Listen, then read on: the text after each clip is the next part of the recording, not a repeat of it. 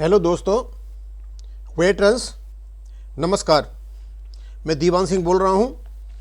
जैसा आपको पता है कि मैंने काफ़ी टेबलें बनाई हैं ओआरओपी की टेबल आने के बाद, और हम अपना जो जायज़ हक है वो सरकार से मांगते रहे हैं। तो हमने एक पत्र लिख दिया है जो बता रहे थे हम आपको कि ओआरओपी 2 की जो एनोमलीज है और दूसरा जो एक्स पे के 2 भाग कर दिए उनके ऊपर। तो मैं बताना चाहूँगा, यदि आप पत्रों को देखना चाहो तो आप armoured forces veterans association of India की साइट पर जाएं। आप अपने गूगल में AFVI डालें, उसके बाद जैसे ही आप डालोगे तो वहाँ न्यूअर पोस्ट खुलेगा।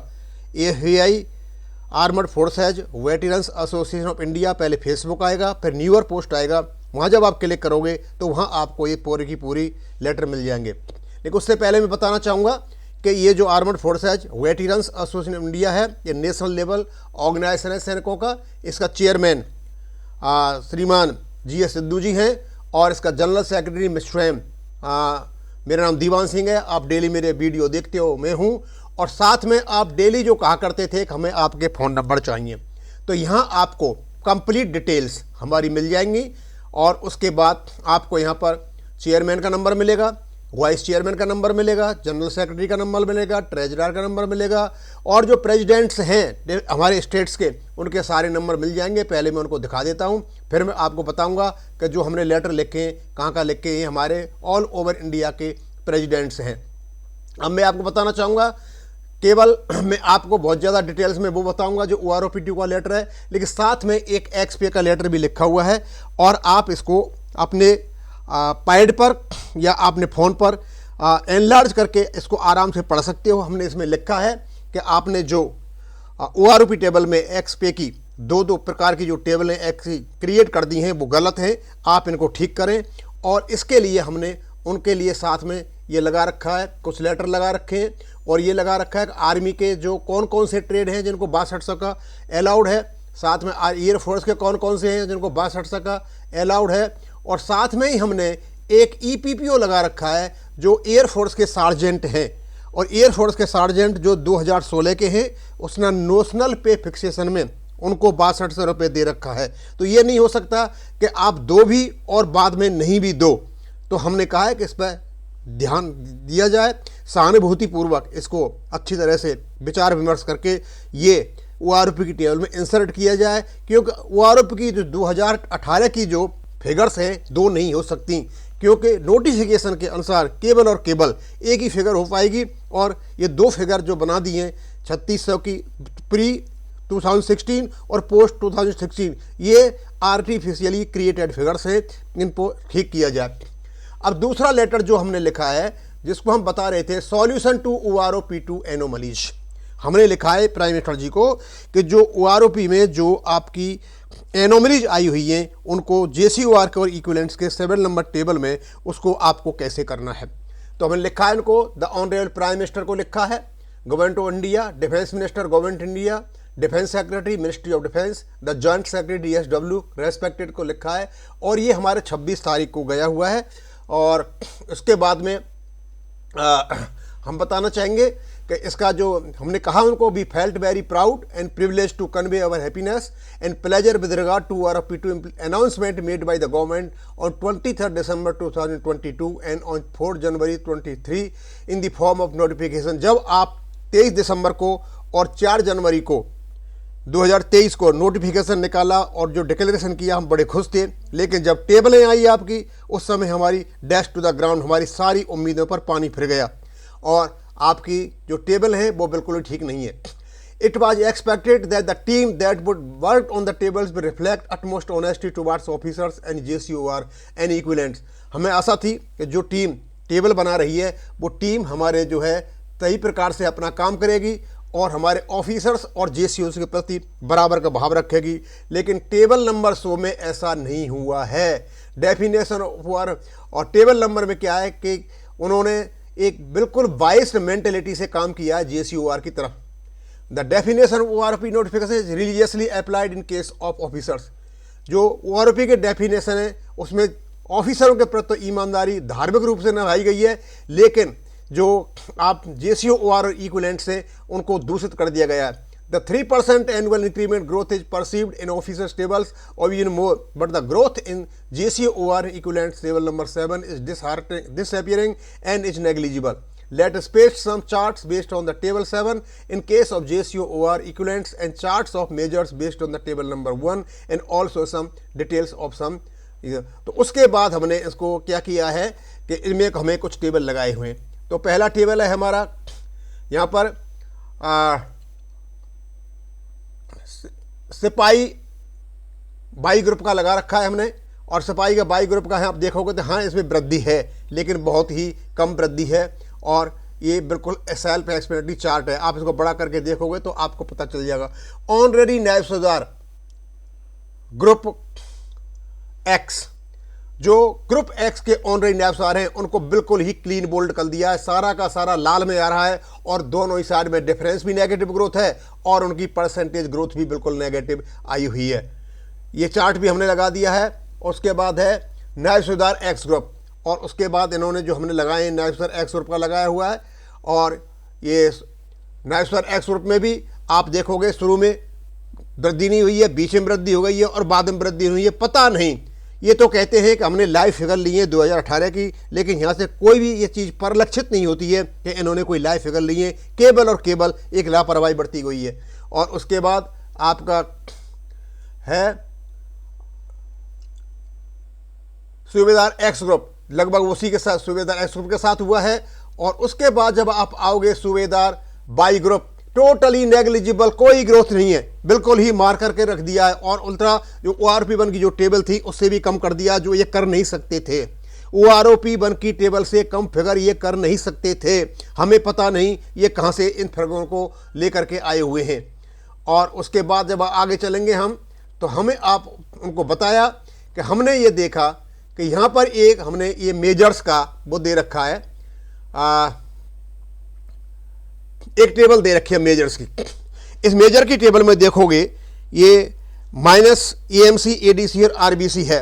तो इसमें कुछ सालों तक, यानी 21 साल तक तो ऐसा लगता है कोई वृद्धि नहीं है, क्योंकि जनरली क्या होता है कोई भी मेजर 21 साल तक नहीं आगे तक की नौकरी करता है। इनकी पेंशनेबल सर्विस भी ना बंद करी है, पेंशनेबल सर्विस भी वैसे ही है। और उसके बाद हमने देखा कि इनकी 22 साल के बाद रेगुलरली इनकी 12% की ग्रोथ है। और हमने ये भी देखा कि 21 साल में जिस मेजर की 51,700 बनती है, 21.5 साल में वही मेजर की पेंशन जो है 68,550 बन जाती है, जबकि ORP1 में दोनों की समान पेंशन होती है। समझ में नहीं आता इन 6 महीनों में ऐसा क्या हो गया कि अचानक से ही इनको 17,000 रुपये का फ़ायदा हो जाता है। और हमने ये कहा है कि आप यदि JCOR को भी यही सिद्धांत लगाओ, 12% का इंक्रीमेंट दो, तो स्वाभाविक सी बात है कि जो एनोमलीज क्रिएट हुई हैं वो ठीक हो सकती हैं। हमसे इनसे पूछा था can anybody solve the puzzle how a figure of ₹51,700 at qualifying service 21 years becomes 68,500 at 21.5 years only in 6 month में कैसे बन जाती है। ये तो कहते हैं हमने लाइव फिगर्स लिए। अब ये कौन सी लाइव फिगर है कि 6 महीने के अंदर ही 17,000 रुपये बढ़ जाते हैं। कोई लॉजिक नहीं है, no logic and no minimum maximum average age पर notification, total arbitrariness. Why is there constant growth at 12% to measures from 22 years to 33 years? और 22 साल से लेकर के 33 साल तक मेजर्स की ये कांस्टेंट ग्रोथ क्यों है, जबकि मेजर्स को केवल 2.57 मिला हुआ है, और जो 2.81 मिला था वो ब्रिगेडियर के लिए था और लेफ्टिनेंट कर्नल के लिए 2.67 था। उसके बाद इनके पास कोई आंसर नहीं है इसका। फिर हमने और ज़्यादा आगे जब हम चले तो हमने देखा और हम लेकर के आते हैं तो बड़ा ही सरप्राइजिंग फैक्ट हमारे सामने आया। सरप्राइजिंग फैक्ट ये है कि आप देखोगे ये ब्लू में दे रखा है थोड़ा, जो लेफ्टिनेंट कर्नल है 22.5 साल के और 33 साल के जो लेफ्टिनेंट जनरल हैं उनकी पेंशन एक ही है। अब ये समझ में नहीं आता कि ये कैसे हो सकता है कि एक लेफ्टिनेंट कर्नल 22.5 साल के और कर्नल TS 22.5 साल के, कर्नल 21 साल के, ब्रिगेडियर 21 साल के, मेजर जनरल 21 साल के और लेफ्टिनेंट जनरल 33 साल के, इनकी बराबर पेंशन है। ये हो नहीं सकती क्योंकि स्ट्रक्चर बेस्ड है सारा का सारा। मुझे नहीं लगता कि एक लेफ्टिनेंट जनरल साहब एक 22.5 साल के जो कर्नल साहब हैं उनकी सैलरी पे काम कर रहे होंगे या उनकी पेंशन बराबर होगी। अब ये कौन सा फैक्टर लाइफ फैक्टर्स लिया है, कौन सी लाइफ फिगर्स लिए, ये हमारी समझ से परे है। और जब इनका कंपेयर आप करोगे उनकी OROP1 की टेबल से तो आपको पता चलेगा कि इसमें जो है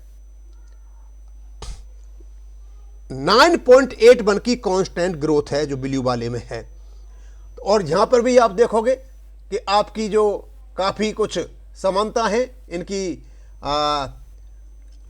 पे में ऊपर, वहां भी सबकी बराबर सी आ रही है जो बराबर हो नहीं सकती है। हाँ, OROP1 में हो सकती थी कि वहाँ मिनिमम फिटमेंट टेबल का असर पड़ रहा था, अब मिनिमम फिटमेंट टेबल का कोई असर नहीं है। इन सब के अलग स्केल्स हैं, अलग इनकी ग्रेड पे हैं, अलग इनकी सैलरीज हैं। अब हमें ऐसा लगता है कि एक यहाँ पर नरेटिव क्रिएट किया गया है कि भाई ये 22.5 साल के लेफ्टिनेंट कर्नल की 1,18,750 पेंशन है, तो जो लेफ्टिनेंट जनरल की इतनी क्यों सी, तो लेफ्टिनेंट जनरल की बढ़ाओ। क्योंकि हमें पता चला था एक मेजर साहब कुछ ऐसी ही बातें कर रहे थे। जब और हम आगे चलेंगे तो हमें इनको सुझाव दिया, और सुझाव क्या दिया हमने, हाँ, सूबेदार एक्स में जाओगे तो लगभग वही हालत है। उसके बाद आप सिपाही बाई में जाओगे तो हाँ, यहाँ थोड़ा सा वृद्धि दिखाई देता है। और अब जब हम आगे चलते हैं तो हमने कुछ इसके निष्कर्ष निकाले, और निष्कर्ष निकाल के भारत सरकार को बताया कि आपको क्या करना है। पहला निष्कर्ष तो यह है कि some charts prepared and conclusions derived as follows. क्या कंक्लूजन है?